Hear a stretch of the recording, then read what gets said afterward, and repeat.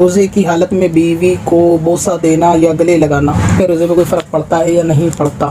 اس کا جواب یہ ہے کہ روزے کی حالت میں کوئی بھی ایسا کام کہ جس سے روزہ ٹوٹنے کا اندیشہ بنا رہے یا جس سے آگے بڑھ جانے کا معاملہ رہے کہ بندہ اس سے روزہ توڑنے کی طرف آگے بڑھ سکتا ہے، تو ہر وہ کام جو ہے روزے کی حالت میں مکروہ ہے جس کے اندر بیوی کو بوسہ دینا یا اس طریقے کا معاملہ ہوگا۔ اور اگر جہاں تک صرف گلے لگانے والی بات ہے تو فقط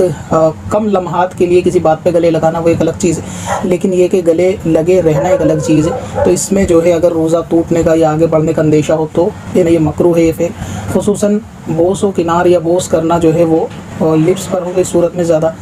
مناہی ہوگی، باقی اگر سر پر، ماتھے پر یا گال پہ بوسہ دیں گے تو اس سے روزے پہ کوئی فرق نہیں پڑے گا۔ اس بات کا خیال رکھیں کہ روزے کے اندر کوئی بھی ایسا فعل کہ جو روزہ توڑنے کی طرف لے جائے اس سے پرہیز کرنا چاہیے، البتہ فقط گلے لگانے یا بوسہ دینے سے یعنی کس کرنے سے روزہ نہیں ٹوٹے گا اور نہ ہی مکروہ ہوگا جب تک کہ یہ ماتھے یا گال وغیرہ پر۔ اب اپنی ویب سائٹ بلاگ کے لیے ہوسٹنگ خریدیں قادری hosting.com سے۔